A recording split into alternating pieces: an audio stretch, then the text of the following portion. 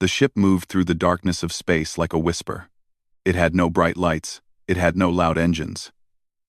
The humans who built it called it the Quiet Dawn. And the name fit perfectly. Everything about the vessel was calm and simple. Everything about its crew was the same. Ambassador Jack Porter stood near the window of the observation deck. He was a tall man with gray hair and tired eyes. He had spent 30 years learning how to keep his face still, how to hide his thoughts, and how to wait. Today, all those skills would be tested. "We're approaching Kyrath Prime," said Lisa Grant from behind him. She was the communications officer, a young woman with short brown hair and quick fingers that could hack into almost any system. "The station is sending us docking instructions." Jack nodded but said nothing. He kept looking at the stars. Danny Cole walked into the room. He was the security chief, a former soldier with broad shoulders and scars on his hands. He looked like a man who had seen many fights and won most of them. But today, his weapons were hidden, and his uniform was clean and pressed. "The aliens are already gathering in the main hall," Danny said. "Our sensors show representatives from 12 different species. The Vethrak are there. So are the Koravan." Jack finally turned away from the window. "Good. Let them gather. Let them wait for us." Lisa looked nervous. "Sir, I've been monitoring their communications. They're not exactly welcoming. I've heard them calling us primitive, weak. One of them said we smell like food." Danny's jaw tightened. "Let them say what they want. When the time comes, we do nothing," Jack interrupted. His voice was calm but firm. "We say nothing. We show nothing. That is the plan. That has always been the plan." The Quiet Dawn docked at Kyrath Prime an hour later. The station was enormous. A massive structure built from metal and glass that floated in the empty space between 3 different star systems. It was neutral ground, a place where the many species of the Galactic Concord met to trade, argue, and make deals. Today, they were meeting to welcome humanity to the stars, or at least, that was what they claimed. Jack led his small team down the boarding ramp and into the station's main corridor. The air smelled strange, a mix of chemicals and alien perfumes. The walls were covered with symbols and writing in languages Jack did not recognize. But he had studied this place. He knew its layout, its history, and most importantly, its dangers. The main hall was waiting for them. It was a vast circular room with a high ceiling and hundreds of seats arranged in rising rows. At the center was a platform where speakers could address the assembly. Right now, that platform was empty. The seats, however, were full.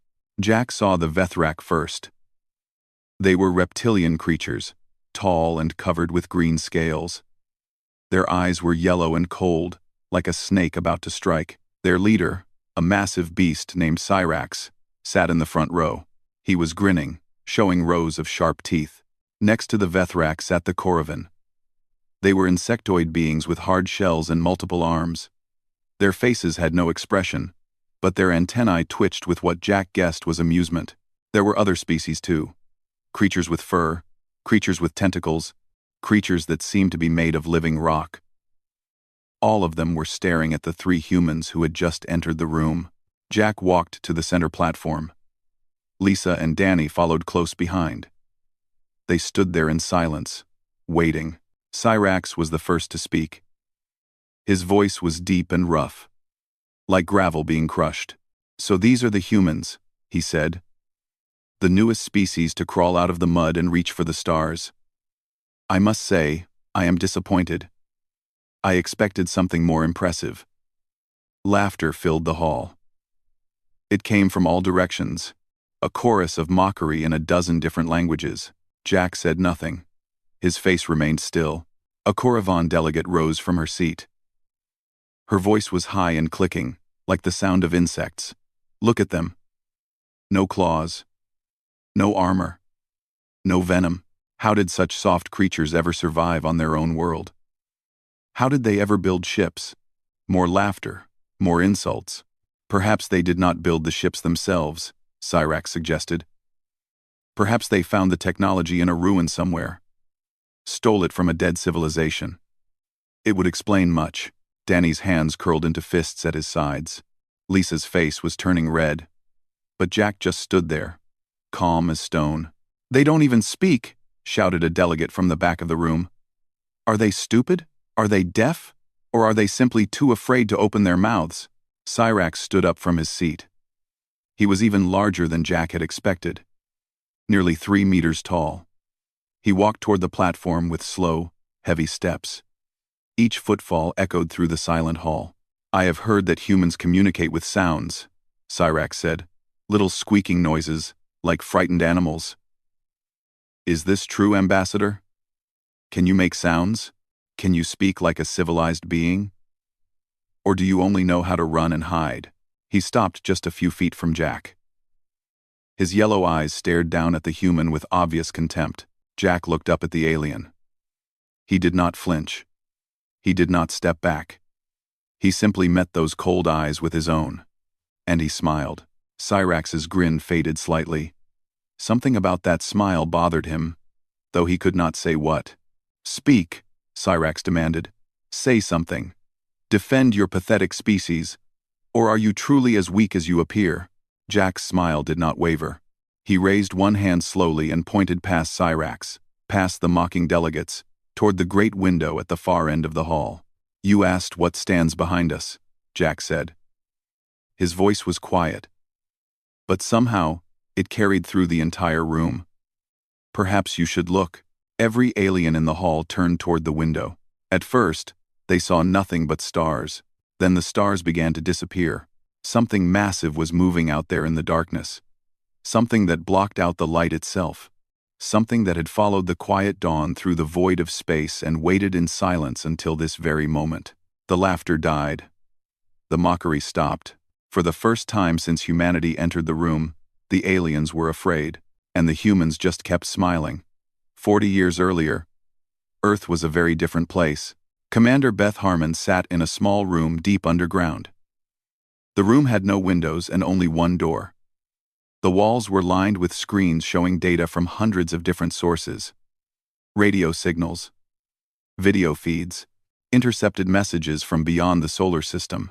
Humanity had known about alien life for nearly 50 years by then.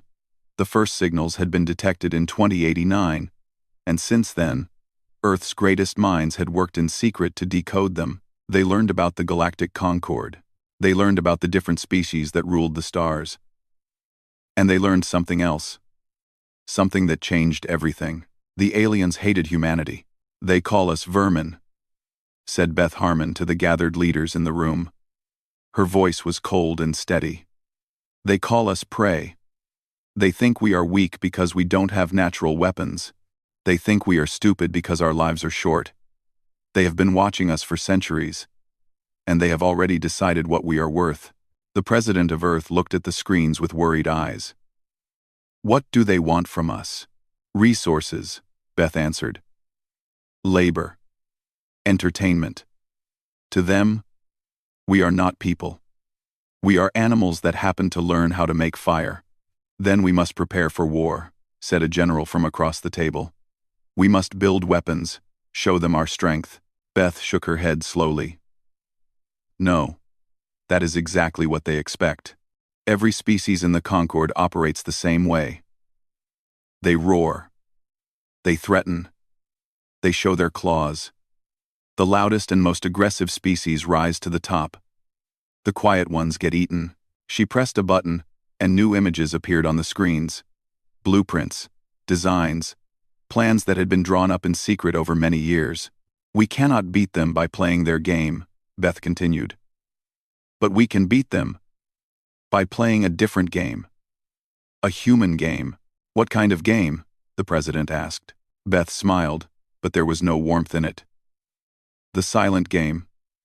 We let them underestimate us. We let them mock us. We let them think we are nothing but soft, quiet, harmless creatures. And while they are laughing at us, we build. We prepare. We create weapons and ships and armies that they cannot even imagine. Then, when they least expect it, We show them what was standing behind us all along. The room was quiet for a long moment. How long will this take? Someone asked. 40 years, Beth said. Maybe 50. But when it's done, no one in the galaxy will ever laugh at humanity again. And so the silent protocol began. In the present day, Kyle Morris sat aboard the observation ship Gray Sentinel. He was young, barely 25, with messy, dark hair and eyes that spent too much time staring at screens. His job was simple: watch and report. The Gray Sentinel was hidden in the shadow of an asteroid, far from Kyrath Prime but close enough to see everything. Kyle had been watching the diplomatic mission unfold for hours. He had seen the quiet dawn dock at the station. He had watched Ambassador Porter and his team enter the main hall. And he had listened to every insult, every joke, every cruel word the aliens had thrown at his people. It made his blood boil, but Kyle knew the plan. He knew what was coming. And so he forced himself to stay calm. Just like Commander Harmon had taught him. Anything new? Asked his supervisor, a tired woman named Donna Price, from across the small bridge. The Vethrak leader is getting physical, Kyle reported. He's standing right in front of the ambassador now. Looks like he's trying to start something. Donna nodded. Porter can handle it. Keep watching. Kyle turned back to his screens, but then something else caught his attention. Something that wasn't part of the plan. Ma'am, I'm seeing gravitational distortions at the edge of the system. Donna walked over to look at his data. Her eyes widened slightly. That's a slipspace signature. Something big just arrived. Really big, Kyle agreed. Multiple contacts. At least 50 ships, maybe more. Is it ours? Kyle checked the identification codes. A slow smile spread across his face. Yes, ma'am. It's the fleet. The whole fleet. Donna let out a long breath. Right on time. Harmon always was good at schedules. Back on Kyrath Prime, the aliens were still trying to understand what they were seeing through the great window. The darkness of space had changed. Where there had been stars, now there was only shadow, and that shadow was moving. The first ship to become visible was the Colossus.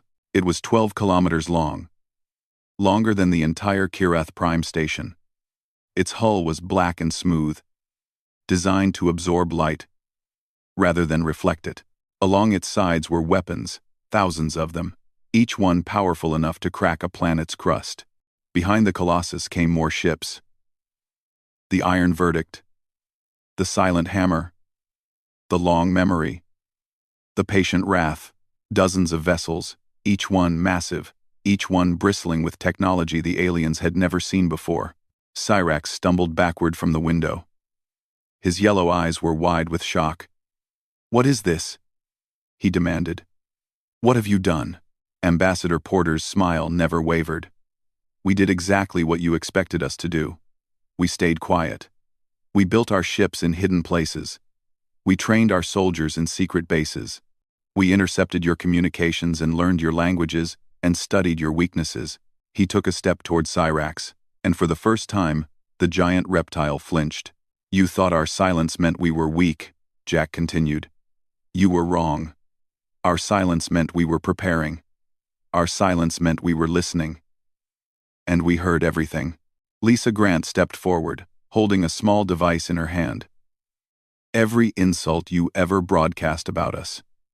Every plan you ever made to enslave us. Every joke about the soft little humans and their short little lives. We recorded all of it. Danny Cole cracked his knuckles.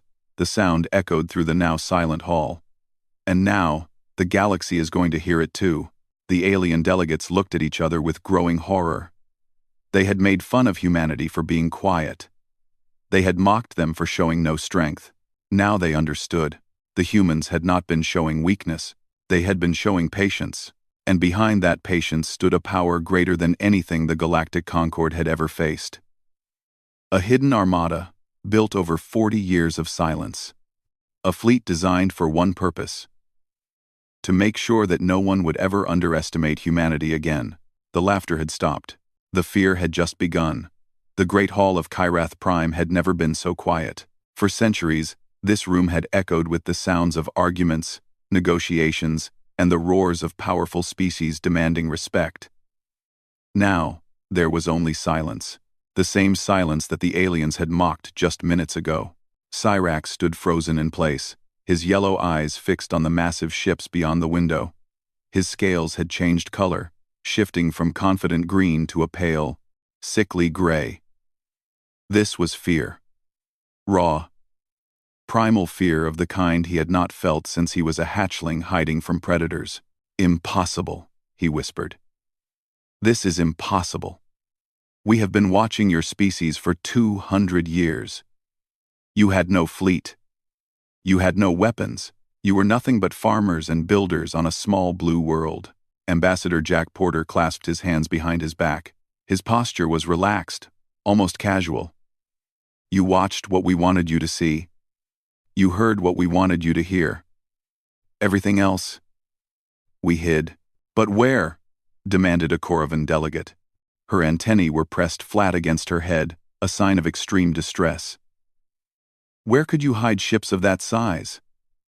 Our sensors cover every part of human space. We would have detected construction on this scale," Lisa Grant answered without hesitation. "You monitored Earth. You monitored Mars. You even monitored our outer colonies. But you never looked beyond the light." She pointed toward the window. "Out there, in the deep dark between stars, there are places where no one goes. Cold, empty places where light takes years to reach. That's where we built our ships. In the darkness, in the silence." The aliens exchanged looks of disbelief. The idea was almost too much to accept. Building a fleet in interstellar space, far from any sun or planet, would require technology and determination beyond anything they had imagined possible. Danny Cole spoke up, his voice hard. "You thought we were soft. You thought our short lives made us weak. But you forgot something important. Short lives mean we don't waste time. Every generation of humans knew they wouldn't live to see the end of this plan. They built anyway. They worked anyway. They died knowing their children would finish what they started. 40 years, Jack said. 40 years of silence. 40 years of listening to your insults and pretending to be afraid. 40 years of building the most powerful fleet this galaxy has ever seen. And you never suspected a thing, because you were too busy laughing at us." Cyrax finally found his voice again. It was no longer confident. It was rough with barely controlled panic. "What do you want? Territory? Resources? We can negotiate. The Concord will give you whatever you ask. Just call off your ships." Jack shook his head slowly. "We don't want your territory. We don't want your resources. We want something much simpler than that." "Then what?" "Respect." The word hung in the air like a blade. Simple, direct, uncompromising. Jack continued, his voice never rising above a calm, steady tone. "For 200 years, the Galactic Concord has treated humanity like animals. You made plans to enslave us. You discussed using our planet as a resource farm. You laughed about hunting us for sport." His eyes hardened. "We know. We heard it all. Every conversation. Every meeting. Every secret message you thought was private." He turned to address the entire assembly. "Not just Cyrax. Today, that ends. From this moment forward, humanity will be treated as equals. Not because you want to, not because you believe we deserve it, but because you now understand what happens if you don't." The great window was completely dark now, blocked by the hull of the Colossus as it moved closer to the station. Warning lights began to flash on control panels throughout the hall. The alien delegates could feel the vibrations through the floor as the massive ship's engines hummed with restrained power. A new voice came through the station's communication system. It was calm, controlled, and unmistakably human. "This is Commander Beth Harmon of the Earth Defense Fleet. We have the station surrounded. All weapons are armed and ready. We do not wish to fire. We do not wish to destroy, but we will do both if necessary." The voice paused, letting the threat sink in. The humans in that hall came in peace. They were met with contempt and mockery.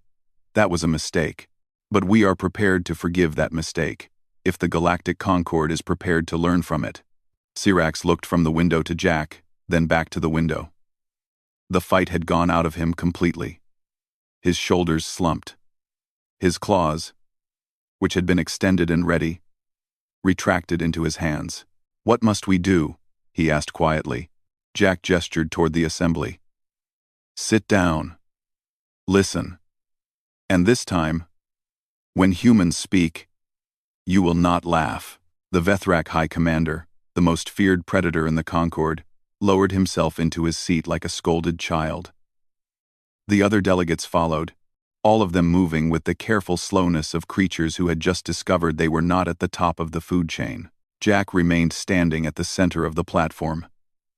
Lisa moved to a control panel and began working on something. Danny stood guard, his eyes sweeping the room for any sign of trouble. 40 years ago, Jack began, humanity made a decision. We could have revealed ourselves then. We could have come to you with our small ships and our limited technology and asked for membership in your Concord. Do you know what would have happened if we had? No one answered. No one needed to. You would have enslaved us, Jack said. You would have taken our world. You would have used our people as labor, as entertainment, as food. We know this because we heard your leaders discussing it.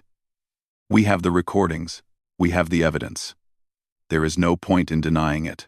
A Koravan delegate made a clicking sound of protest, but one look from Danny silenced her. So we chose a different path, Jack continued. We chose silence.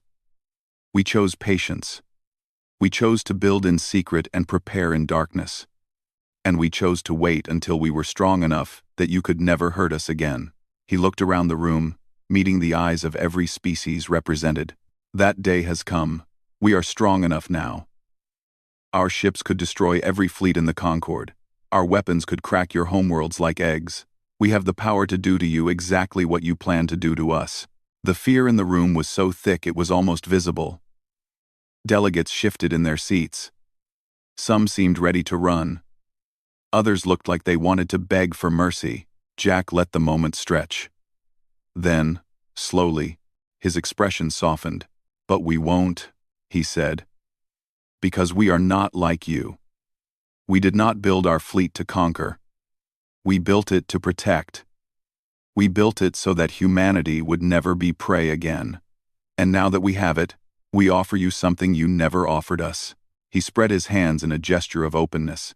A choice. The moment Ambassador Jack Porter finished speaking, chaos erupted.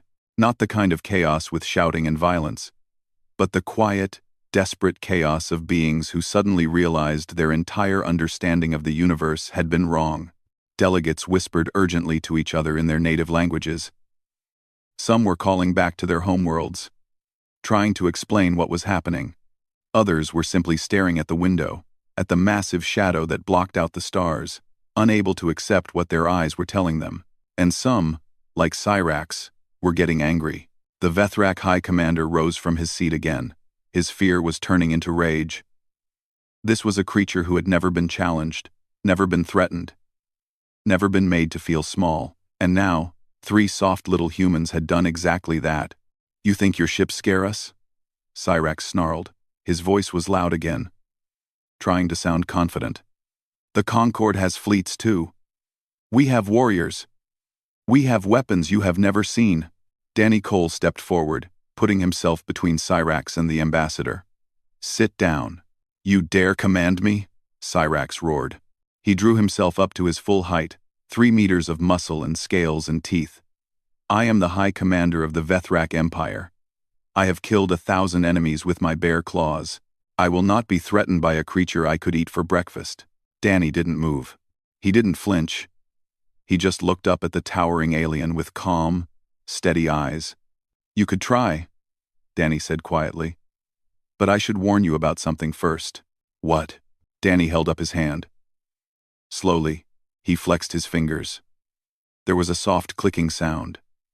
And suddenly tiny metal plates appeared beneath his skin, sliding into place along his knuckles and the back of his hand. Every human in this room has been modified, Danny explained. Reinforced bones, enhanced muscles, neural implants that let us react 10 times faster than normal. We don't look dangerous because we hide our weapons inside our bodies." He smiled, and there was nothing friendly about it. "You wanted to know how soft humans survived on our world? We didn't. The soft ones died. The ones who lived learned to be hard." Cyrax stared at the metal plates under Danny's skin. For the first time, he seemed to truly understand what he was dealing with. "That's impossible," he whispered. "Surgery like that would kill any species we know of. It killed plenty of us too," Danny admitted. "The early volunteers didn't survive. But we kept trying. We kept dying. We kept improving the process. Because we knew that someday, we would need to face creatures like you. And when that day came, we couldn't afford to be weak." Lisa Grant walked to the center of the platform. In her hands, she held a small device that glowed with soft blue light. "I've connected to the station's communication network," she announced. "In 30 seconds, I'm going to broadcast a message to every planet in the Galactic Concord. Every species, every colony, every ship. They're all going to hear what I have to say." A Koravan delegate jumped to her feet. "You can't do that. Our communications are encrypted, protected. You could never break through our security." Lisa looked at her with something close to pity. "We've been breaking your encryption for 40 years. Do you really think we stopped learning?" She pressed a button on the device. The Great Hall's screens flickered and changed. Instead of showing the status displays and star maps that usually filled them, they now showed a single image. The symbol of Earth. A blue and green sphere surrounded by silver rings. "This is Lisa Grant of the Human Diplomatic Mission," she said, and her voice echoed not just through the hall, but across the entire galaxy. "I am speaking to all members of the Galactic Concord. What I am about to show you is not a threat. It is the truth." The screens changed again. Now, they showed recordings. Video and audio files that the aliens had thought were secret. Conversations between leaders. Military planning sessions. Intelligence reports about Earth and its people. "We are not intelligent enough to be a real threat," said a Vethrak general in one recording. "Once we control their breeding, we can use them as labor animals. Their meat is supposed to be excellent," said a Koravan scientist in another. "I suggest we establish hunting reserves on their outer colonies. The humans will never develop significant technology," declared a council of mixed species in a third clip. "They are too fragile, too short-lived, too focused on their primitive emotions. We can take their world whenever we wish." Recording after recording played across the screens. Decades of contempt. Decades of planning. Decades of treating humanity as nothing more than resources to be exploited. And now, every species in the galaxy was seeing it. Lisa let the recordings play for several minutes before speaking again. "You thought we didn't know. You thought we couldn't hear you. You were wrong." She gestured toward the window, toward the massive fleet hanging in the darkness. "This is what we built while you were laughing at us. This is what we created while you were making plans to enslave us. And this is what will protect us from now on." Cross. Commander Beth Harmon's voice came through the speakers again. "To all members of the Galactic Concord. Humanity does not want war. We did not build this fleet to conquer or destroy. We built it because you left us no choice. You showed us what happens to the weak in this galaxy. So we became strong." The recording of alien insults stopped. The screens returned to showing the Earth symbol. "We are offering you a new beginning," Beth continued. "A chance to treat humanity with the respect we have earned. Not as prey. Not as servants. As equals. If you accept this offer, you will find us to be fair and peaceful partners. If you reject it," she paused. Through the window, the weapons on the Colossus began to glow with a faint red light. Not firing. Not yet. But ready. If you reject it, you will learn why you should have taken us seriously from the start. The Great Hall was silent again. But this time, the silence was not filled with mockery. It was filled with the slow, painful understanding of beings who had finally realized their mistake. Ambassador Jack Porter looked around at the gathered delegates. Predators and parasites, hunters and schemers, creatures who had built their power on the suffering of others. And now, for the first time in their lives, they knew what it felt like to be the prey. "You have a choice," Jack repeated. "Choose wisely. We are patient people. But even our patience has limits." He turned and walked back to where Lisa and Danny were standing. The three humans stood together, united, calm, and completely unafraid. The galaxy watched, and waited to see what would happen next. 3 days passed on Kyrith Prime. 3 days of negotiations, arguments, and difficult conversations. 3 days during which the human fleet remained in position, a constant reminder of what would happen if the talks failed. But the talks did not fail. On the morning of the 4th day, representatives from every species in the Galactic Concord gathered once again in the Great Hall. This time, however, the mood was very different. There was no laughter, no mockery. No one called the humans weak or primitive. Instead, there was a careful, almost fearful respect. Ambassador Jack Porter stood at the central platform, just as he had 3 days before. But now, he was not alone. Beside him stood Commander Beth Harmon, who had come down from the Colossus to witness this moment in person. She was an older woman with silver hair and sharp eyes that missed nothing. 40 years ago, she had created the plan that brought humanity to this point. Now, she would see it completed. "The document is ready," announced a Korriban official, her voice carefully neutral.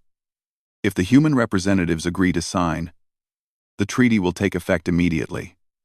Jack looked at Beth. She gave him a small nod. "We agree," Jack said.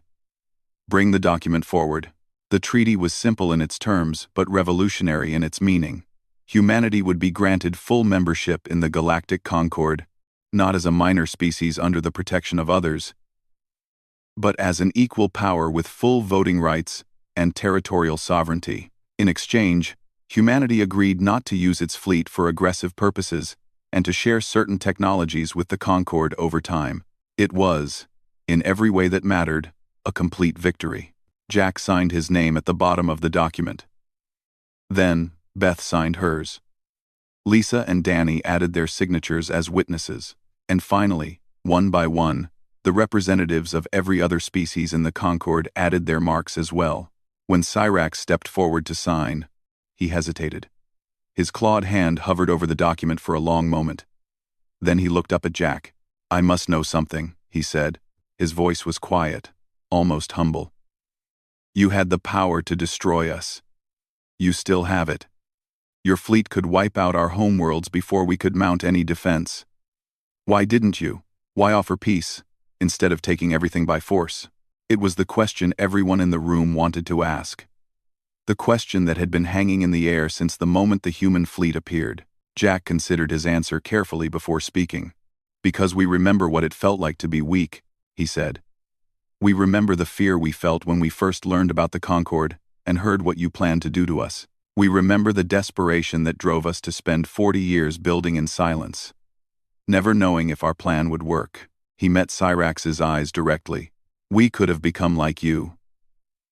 We could have used our power to crush and conquer, and take revenge for every insult we suffered.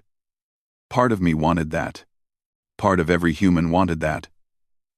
He shook his head slowly. "But if we had done that, we would have become the very thing we were fighting against. We would have proved that the strong always abuse the weak. And that is not who we want to be." Beth Harmon spoke up, her voice clear and strong. "Strength without restraint is just cruelty. Any fool with a big enough weapon can destroy. It takes wisdom to build. It takes courage to show mercy. We didn't create our fleet to rule the galaxy. We created it so that we would never be ruled by anyone else." Cyrax was silent for a long moment. Then, slowly, he pressed his claw against the document, leaving his mark beside all the others. "I think," he said quietly, "that we underestimated you in more ways than one." "Yes," Jack agreed. "You did." The signing ceremony ended. The delegates began to file out of the Great Hall, many of them stopping to speak with the human representatives, offering congratulations or asking questions about Earth and its people. The atmosphere was strange, awkward, like the first steps of a relationship that would take generations to develop, but it was a beginning. Later that evening, Jack stood alone on the observation deck of the Quiet Dawn. The ship had undocked from Kyreth Prime and was preparing to return to Earth. Through the window, he could see the human fleet beginning to move away from the station, their massive forms slowly fading back into the darkness between stars. Lisa walked up beside him. Kyle Morris sent a message from the Gray Sentinel. He wanted to know if we needed anything before he heads home. Jack smiled. Tell him mission accomplished. And tell him thank you. He and his team did their part perfectly. Lisa nodded and moved away to send the message. A moment later, Danny joined Jack at the window. How do you feel? Danny asked. Jack thought about the question. How did he feel? Relieved, certainly. Proud of what they had accomplished. But also tired. So very tired. I feel like we just took the first step on a very long road, he said finally. The treaty is signed, but that doesn't mean we're safe. It doesn't mean they trust us or even like us. It just means they're afraid of us now. Is that a bad thing? It's not a good thing, Jack admitted. Fear can turn to hate very easily. And hate can lead to war, even against an enemy you can't defeat. We need to be careful in the years ahead. We need to prove that humanity can be trusted. That we're not just powerful, but good. Danny nodded slowly. That sounds like a lot of work. It will be, Jack agreed. But it's the right kind of work, the kind that builds something instead of destroying it. The fleet was almost invisible now, hidden once again in the endless darkness of space. The galaxy that had laughed at humanity just days ago was quiet. Watching. Waiting to see what the silent humans would do next. Jack Porter smiled and turned away from the window. Come on, he said. Let's go home. Far away, in a small observation room aboard the Gray Sentinel, Kyle Morris sent his final report to Earth Command. The message was short and simple. Just a few lines of text that would be decoded and passed up the chain of command until it reached the leaders who had waited 40 years for this moment. Mission complete. The message read, Treaty signed. Humanity recognized as equal power in galactic concord. Fleet returning to hidden bases. All objectives achieved. Kyle paused, then added one more line. They're afraid of us now, but more importantly, they're listening. He sent the message and watched it disappear into the void.